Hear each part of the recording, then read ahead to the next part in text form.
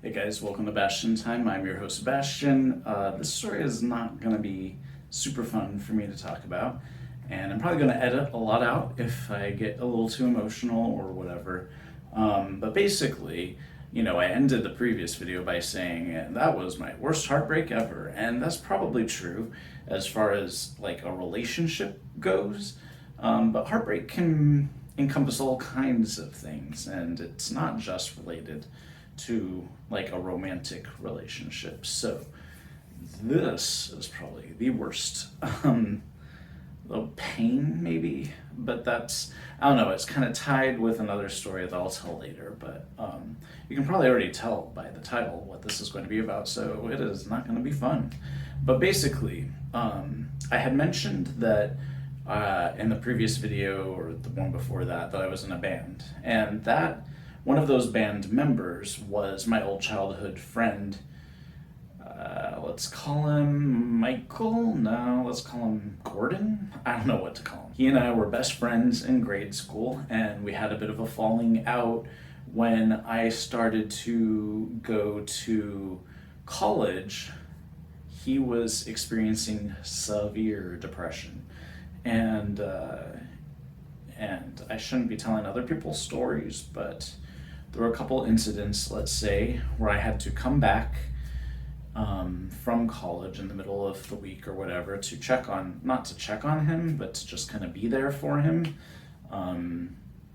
And I guess it's maybe okay to say because he had made some attempts, So anyway, we maintained our friendship, but unfortunately, I don't know what happened with his therapist or his therapy or that whole journey, but he ended up self-medicating with everything under the sun, basically. And I didn't feel at liberty to say, hey, do not do this. So I didn't. And then, even worse, his mom passed away at an extremely early age, and so I came back for that and was trying to be there for him for that and stuff. But again, he was using some pretty potent stuff that I just couldn't be around. I just, maybe that's on me, but I just didn't want to see that happening to him. So I removed myself from the situation. And then we would check in with each other every once in a while, but eventually he got to a point where he told me, hey, guess what? All of that super hard stuff, haven't been doing it for a while. And I'm like, awesome. So anyways, we tried to resurrect our friendship, and we started a band together, and so we resurrected this friendship, so many years had passed, or so much time had passed, that he had already had a daughter that I was completely unaware of. I had no idea I hadn't been to his wedding. I didn't even know he had a daughter. I don't even think I knew that he was getting married, and I didn't know he had a daughter. So I think maybe 2 or 3 years or something had passed since I had last talked to him in this span of time.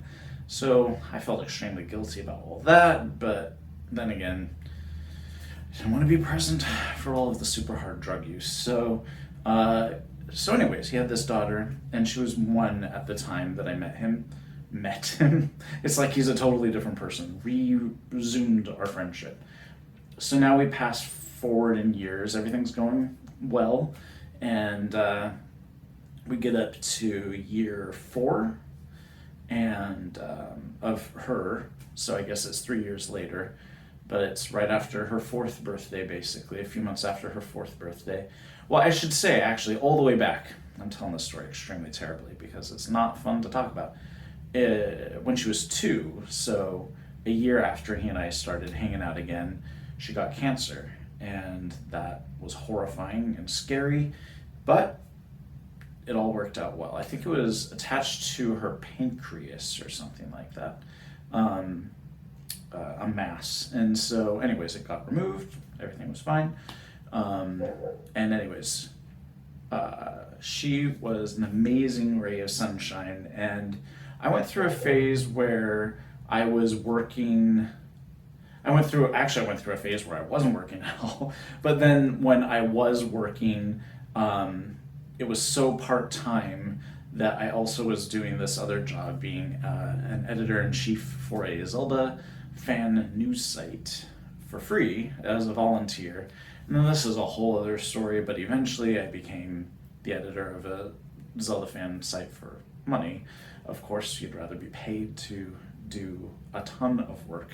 So anyways, the point is I had it didn't pay a ton, but I was comfortable and I had a ton of free time. And so, because both my friend and his wife worked, I babysat their kid a lot. I'm reluctant to use her name because, but anyway, I babysat her a lot. And like at least once or twice a week for like an 8-hour stretch. So she and I were extremely close. I loved her almost more than I've ever loved anybody on this planet. Maybe second to my mom or something like that. Maybe tied with my mom. Who knows? Who cares? Why try to tier these things? Anyways, the point is, she was extremely important to me. And you notice I keep using the past tense, and you see the title. So this sucks, but I got a call in December, and this is her 4th birthday is August, so just a few months after her 4th birthday. And it's my best friend who's extremely emotionally distraught, and he says, I've got to tell you that she passed away overnight. And my reaction was bizarre. I said, this is insane and not, I don't know. I was like, I gotta call you back. And I hung up, and then I punched a hole through my wall. I don't know. So then I call him back immediately, and I'm like, I'm so sorry, my brain isn't working, I don't know how to process this, I will be right over. And it turns out that the surgery that had removed the cancer, unbeknownst to anybody, and for some reason there are no tests for this. There should be tests for this, like a yearly check-in or something, that scar tissue was building up from that surgery so much that it cut off passage through her intestines or something like that. So 2 days before she passed away, I was over there because, again, I was over there a ton. I practically lived at their house. And actually, I for sure practically lived at their house right after all of this, but we'll get to that. But in any case, I was just over there a couple days earlier, and we were like playing in a room with this little zoo set, and I had to be 2 elephants. I don't know why I specifically remember that. But for whatever reason, she wanted me to be the 2 elephants. And she was just seemed kind of sick. Like maybe she had a cold or something, or the flu. Like her energy level was a little low and stuff, but she was still vibrant and crazy and creative. And anyways, so yeah, it was just, she was fine 2 days ago, and then, I mean, not fine, she was kind of sick, but it turns out she wasn't sick. It was just, her body was shutting down. So anyways, that was extremely awful, as you can imagine, especially for her parents. And they had just had a second child. And they were like non-functional. So I basically moved in and was their new kid's male nanny for a while. I still had my own place, but I was basically living at their place. And eventually it was just ridiculous to have my own place, because I was there like 100% of the time basically. So I did basically just straight up move in with them. But I think they could have taken care of their other kid if they had no other choice, but they needed that additional support, I felt, just observing them. So in any case, so I did move in with them for a while. But anyways, that was one of the worst times of my life. I have a second similar thing that will come up later. But yeah, that one was, it changed me dramatically as a person. I feel like I used to be a lot more, I don't know, whimsical. I don't know.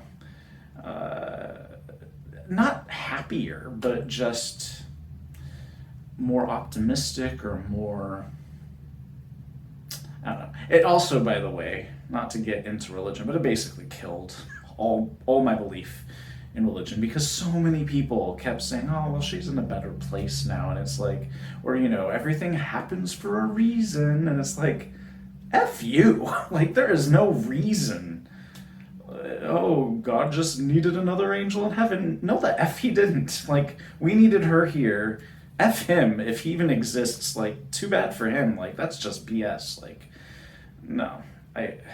All of those platitudes just drove me insane and drove me away. Like, if I had any lingering belief in any particular organized religion, it was over at that point. Like, I don't want to go into religion and stuff now, but I've actually gone, so I went like 100% atheist at that point. I'm trending towards, who knows? Who can say for sure? I don't want to put any time or effort into figuring it out because there's no way to figure it out. So who knows? And frankly, who cares? We'll find out for sure or not when we're dead.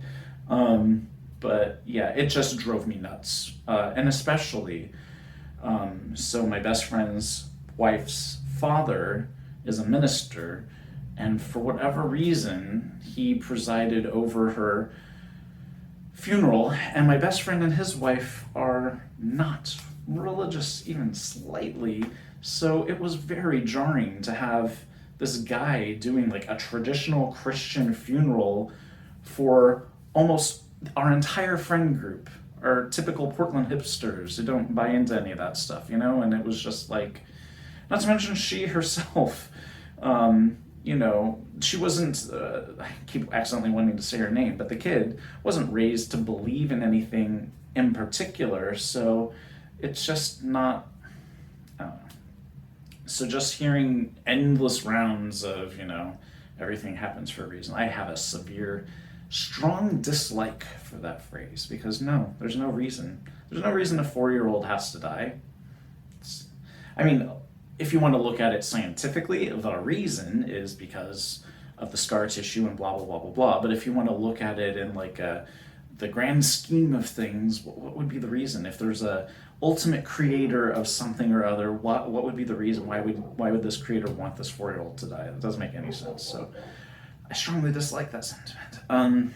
But anyways, that's all I want to say about that story, and it blew chunks big time.